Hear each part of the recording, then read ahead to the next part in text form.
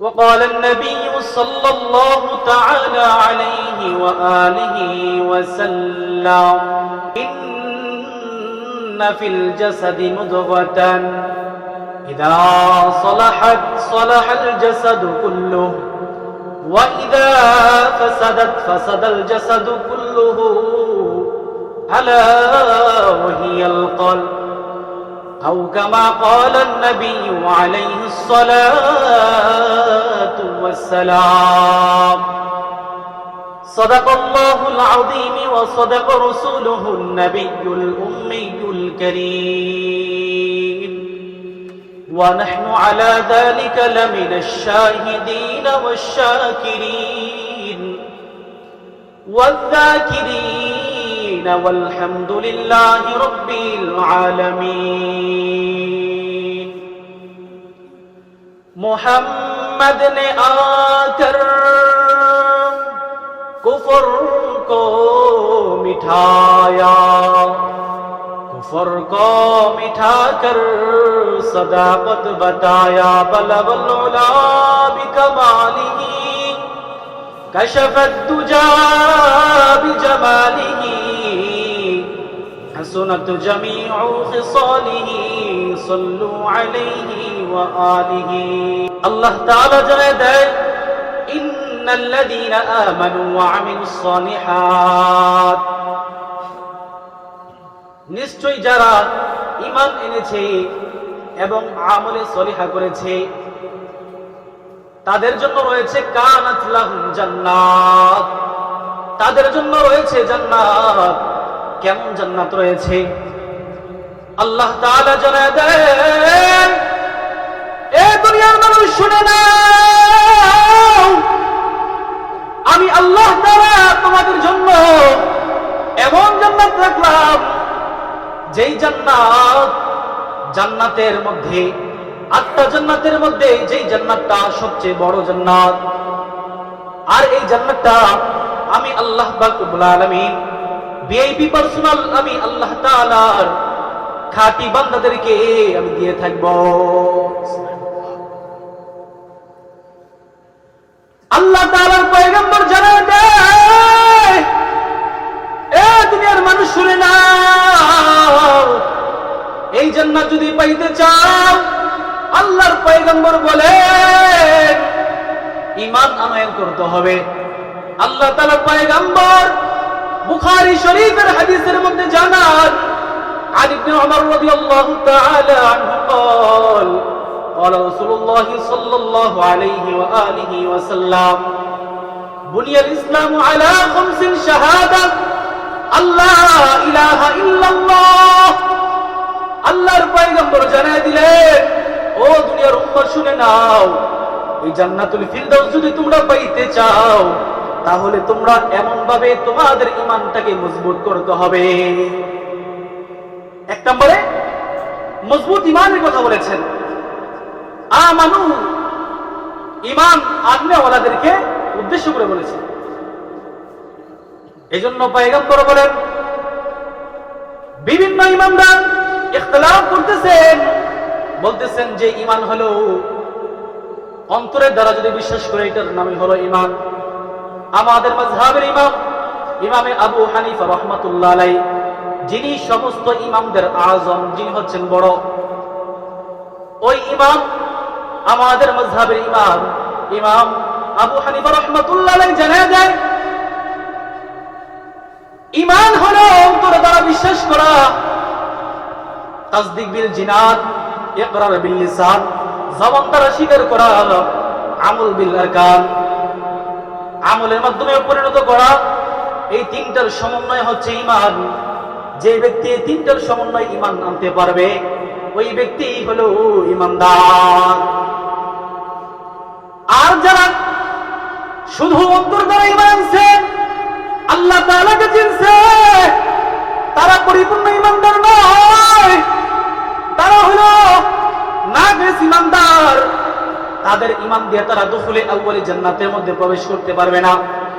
ও দুনিয়ার মুসলমান, ভালো করে শুনবেন, আল্লাহ তাআলা সূরাতুল বাকারার 13 নম্বর আয়াতের মধ্যে জানায় দেন, কোরআনুল কারীমের 2 নম্বর সূরা সূরাতুল বাকারার 13 নম্বর আয়াতের মধ্যে আল্লাহ বলেন, ওয়া ইযা কিলা লাহুম আমিনু কামা আমানান নাস।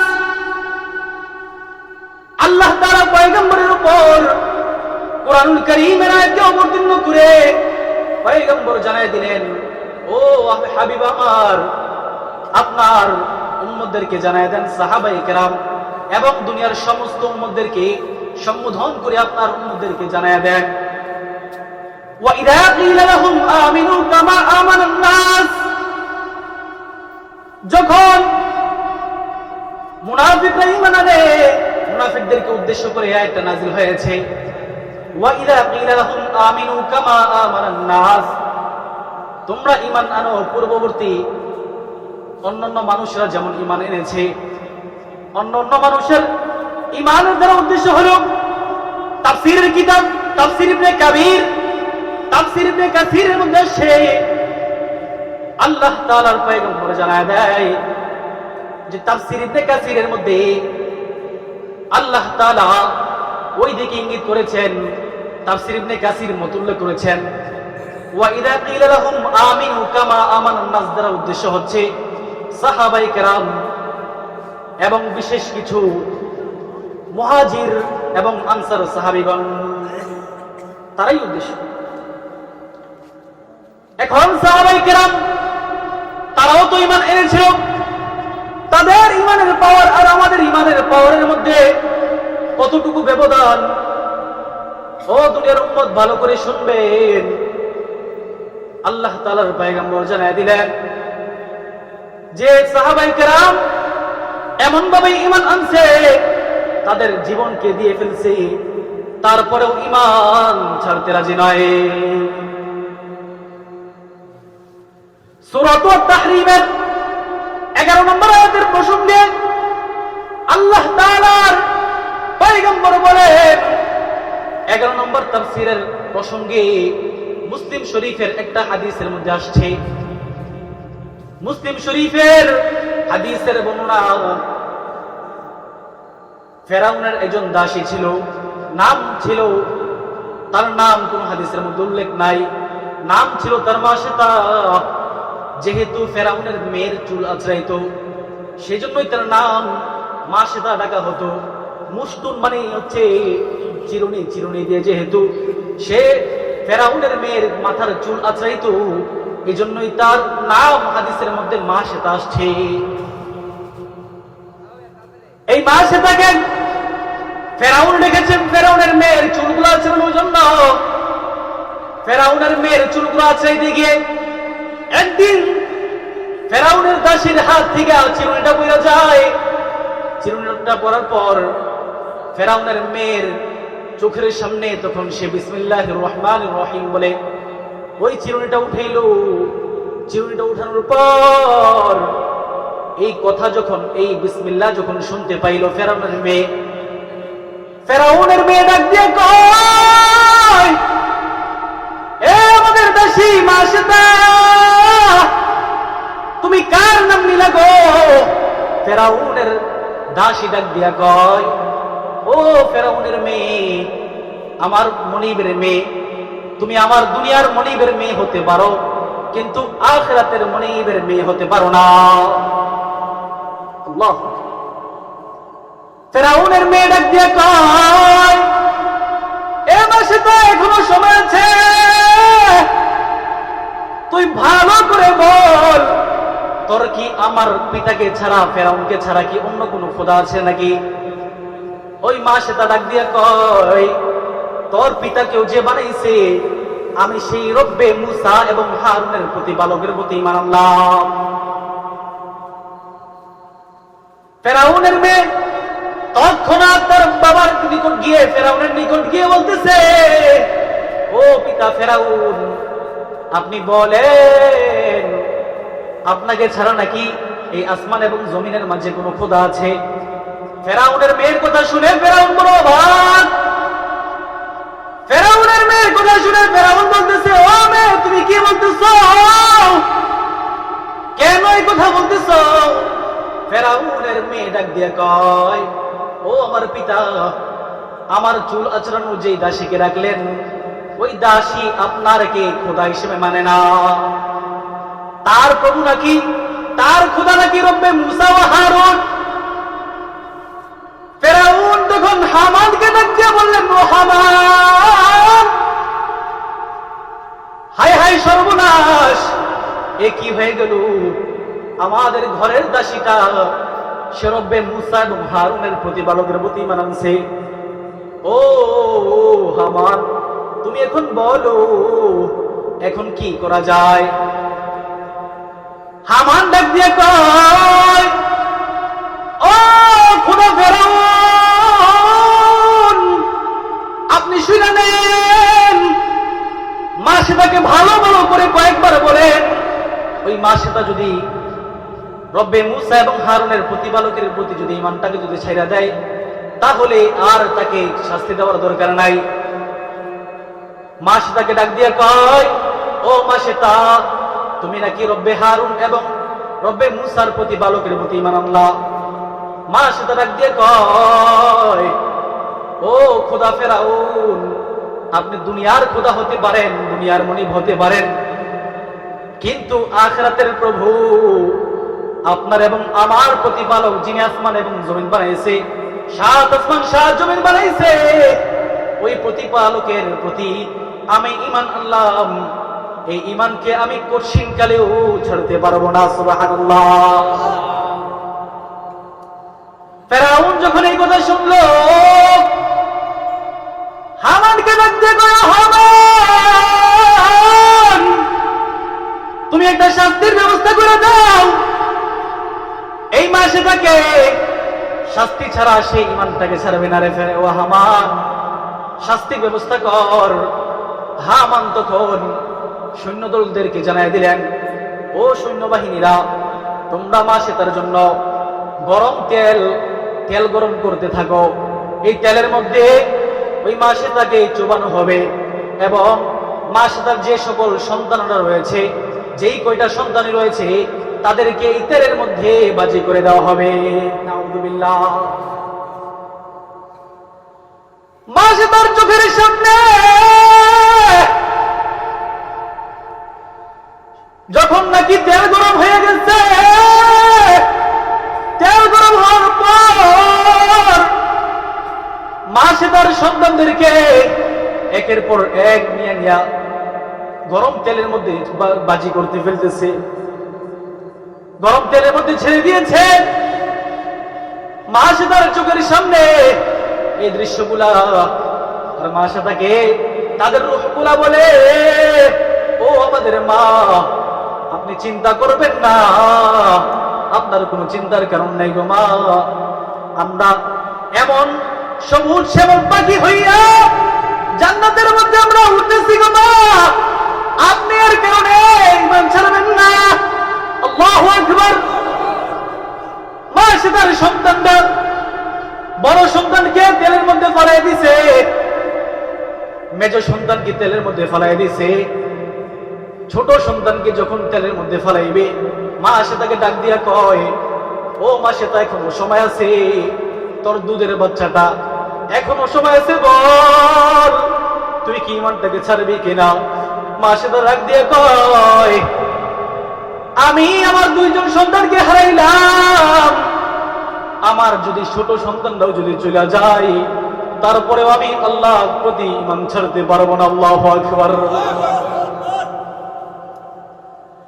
মাসে তার চোখের সামনে থেকে, মাসে তার কোল থেকে যখন নাকি ছোট সন্তানটাকে নিয়ে গেছে, মাসে তাকে ডাক দিয়ে কয়, ও মাসে তা এখনো সময় আছে, বল না হয় তোর সন্তানটাকেও তেলের মধ্যে দিয়া দেব। মাসে তার সন্তানটাকে তেলের মধ্যে ফেলাই দিল।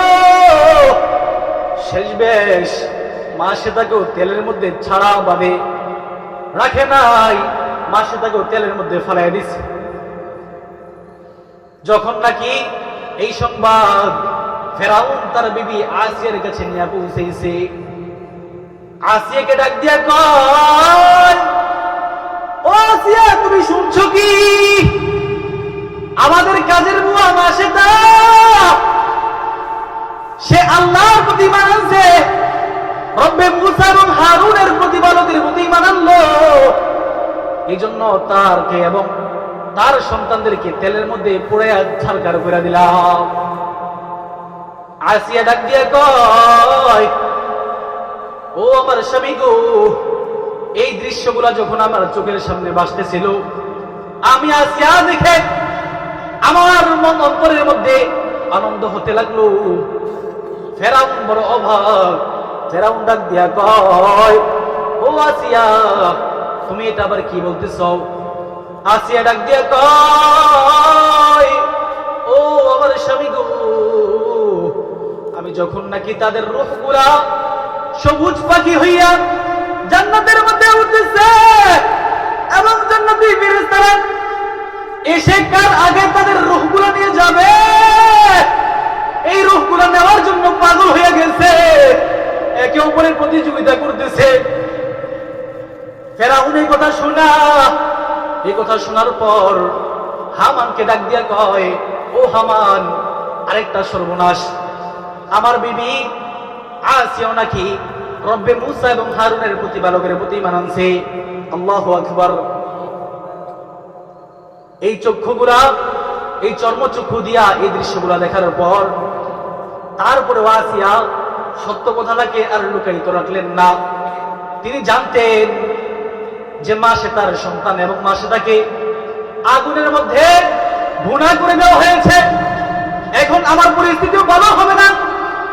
তারপরও ফেরাউনের বিবি আসিয়া রাদিয়াল্লাহু তাআলা আনহা তিনি তার অন্তরের মধ্যে গোপন রাখলেন না। তিনি অন্তরের মধ্যে গোপন না রেখা তিনি বললেন, আমিও ওই রব্বে হারুন এবং রব্বে মুসার প্রতিপালকের প্রতি ঈমান এনেছি। আল্লাহু আকবার।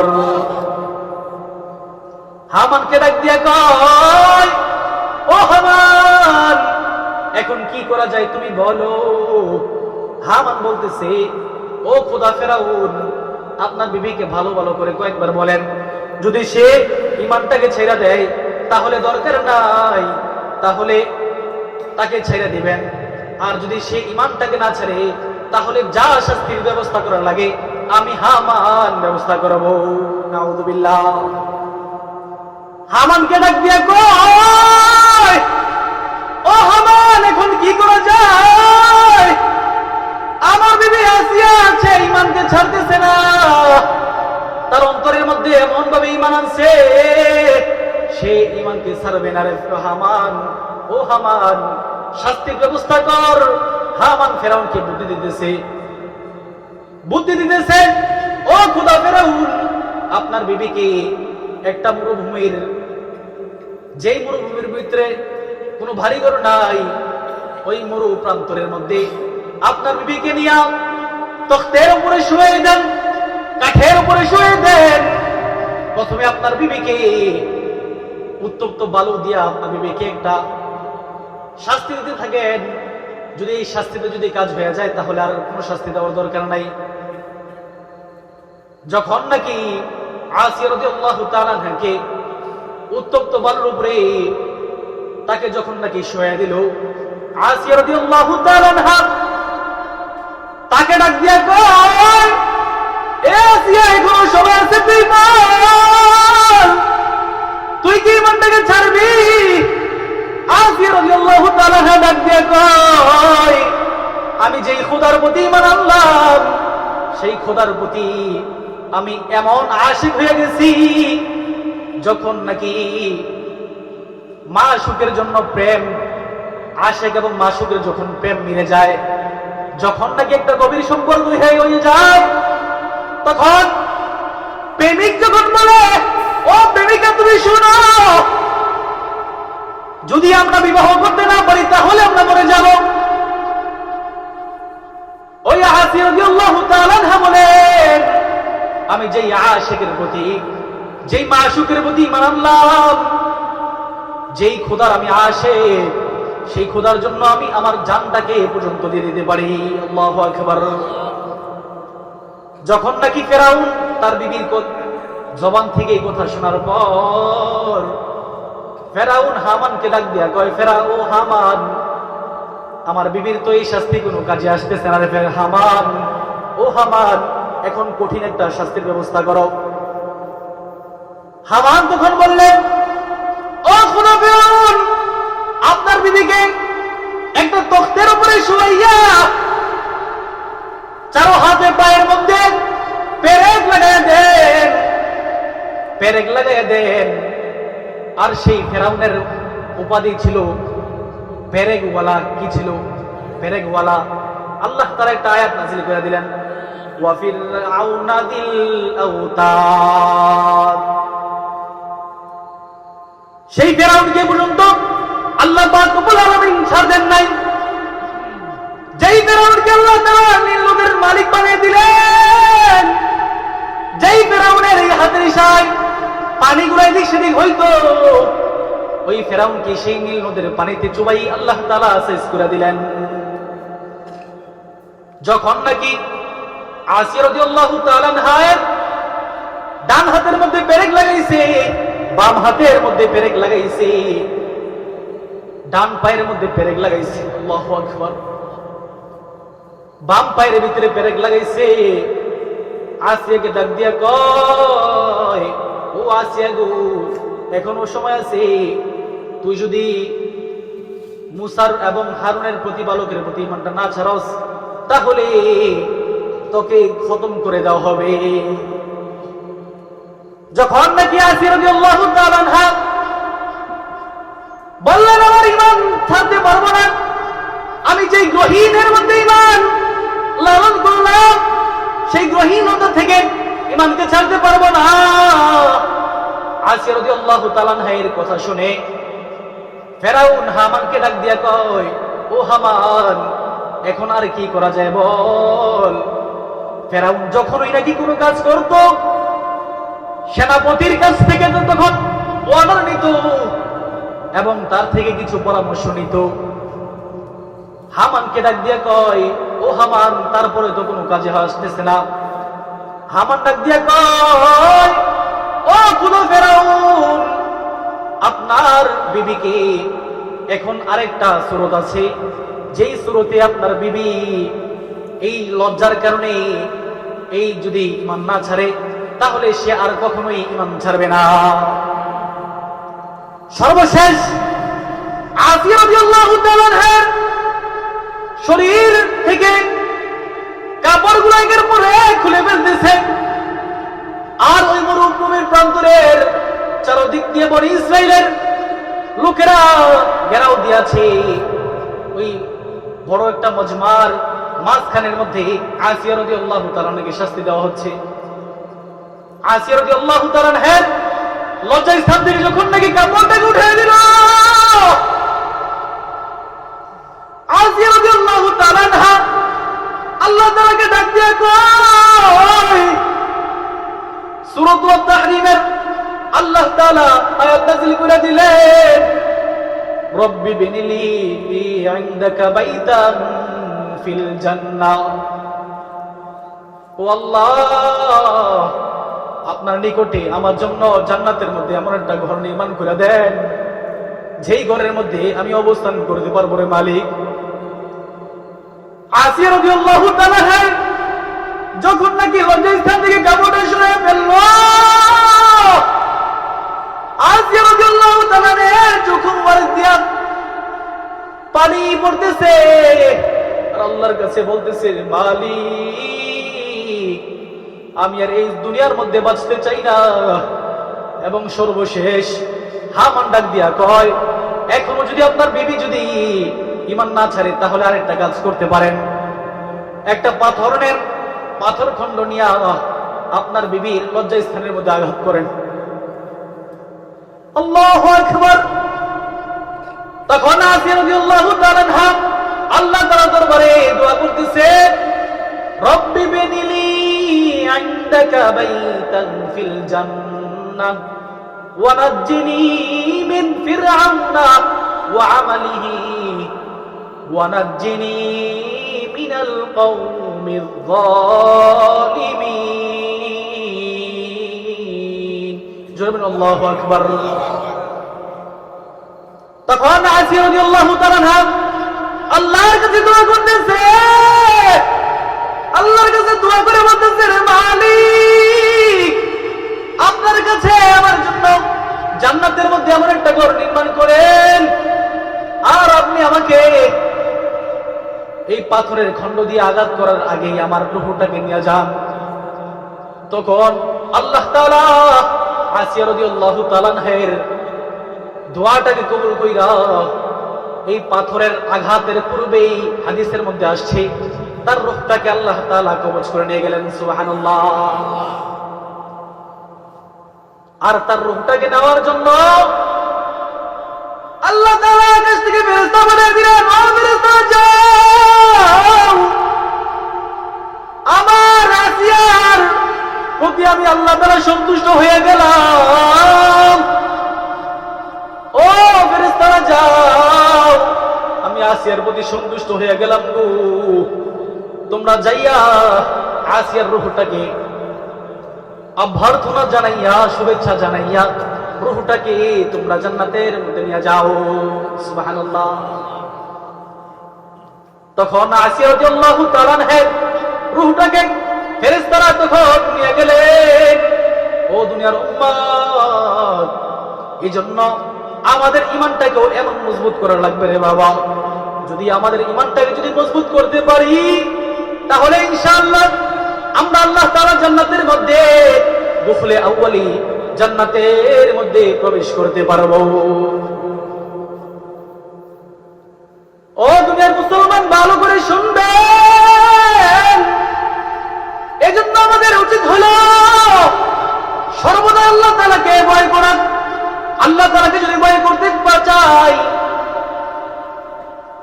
আল্লাহ তাআলাকে যদি ভয় করতে চাই, তাহলে সর্বদা যে সমস্ত কাজ করলে আল্লাহ তাআলাকে ভয় করা যাবে, ওই সমস্ত কাজই আমাদের করতে হবে। এই জন্য আমাদের রিয়া দেখানো আমল কোনো কখনোই করা যাবে না। ও দুনিয়ার মুসলমান, যে ব্যক্তি আল্লাহ তাআলার রাস্তায় শহীদ হয়েছে, ওই শহীদদেরকে আল্লাহ তাআলা ডাক দিয়ে বলবেন, ও শহীদ, তুমি দুনিয়ার মধ্যে আমি আল্লাহর পক্ষ থেকে কি নিয়ামত পাও নাই?